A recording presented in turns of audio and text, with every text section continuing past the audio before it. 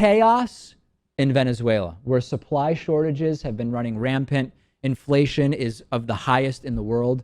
Yesterday, the Venezuelan Congress declared that President Nicholas Maduro's government has staged a coup by blocking a drive to recall the president in a legislative session, which was interrupted when his supporters stormed the congressional chamber. Now, opposition lawmakers vowed to put Maduro on trial after a court, I guess you can call it friendly to the Maduro administration, on Thursday suspended their campaign to collect signatures to hold a referendum on removing the very unpopular president. Lawmaker Julio Borges said that the opposition-led Congress is now in open rebellion after a majority of its members voted that the decision constituted a coup with government participation. Huge shortages of all sorts of supplies in Venezuela, some of the world's highest inflation. Some polls say nearly 80% of voters want Nicolas Maduro out.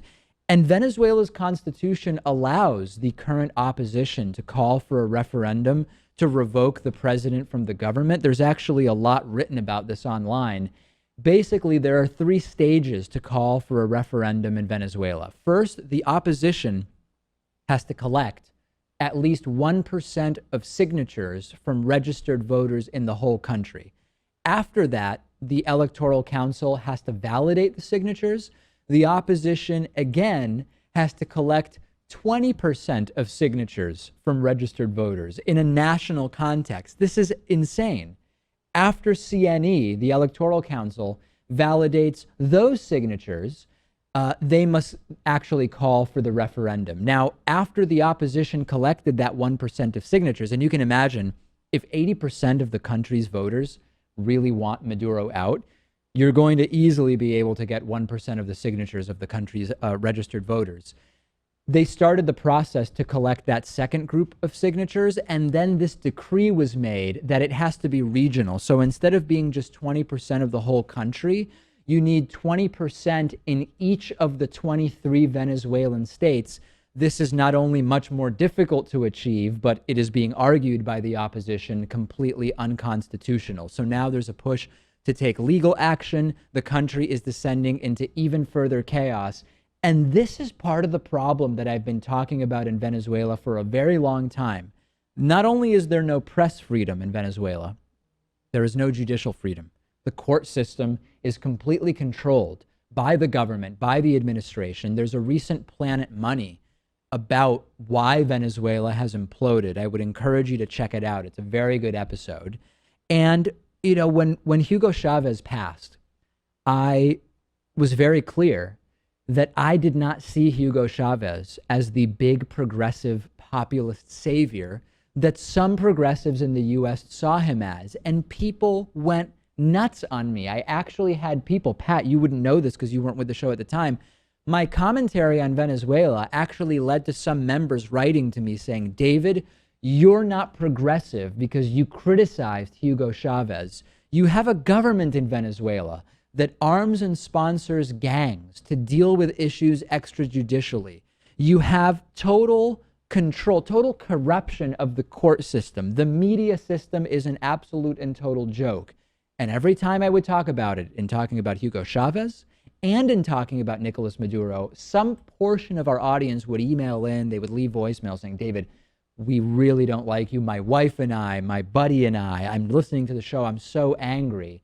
Just because you see populist rhetoric doesn't mean it's truly for the people. Just because a movement or a government or a country's regime, administration is ostensibly left, that doesn't mean that it's actually progressive. And there's no better example than what we've seen in Venezuela. This is relatively common in Argentina. This is something growing up, being from Argentina and growing up around political discussion about South America, this is something I am very, very familiar with.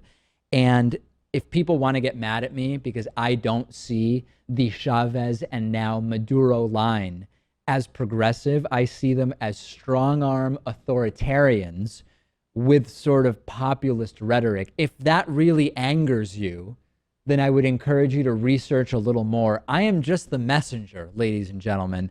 Venezuela descending into chaos, completely unsurprising to anybody who's been following it, we will continue to follow it and tell you what ultimately happens. GameFly is sort of like Netflix for video games. They have over 8,000 new and classic games for Xbox One, Xbox 360, PS4, PS3, Wii, and a bunch of other platforms. And you can play as many games as you want for one monthly fee. And if you find some games you want to keep, you can buy them for a low used price. There's never any due dates or late fees. And our audience can get a free 30-day trial at gameflyoffer.com/TDPS. The games are shipped directly to you with return envelopes included. There's no contracts, and you can rent games through the mobile app. Get the free 30-day trial for the David Pakman Show audience and support our show by going to gameflyoffer.com/TDPS.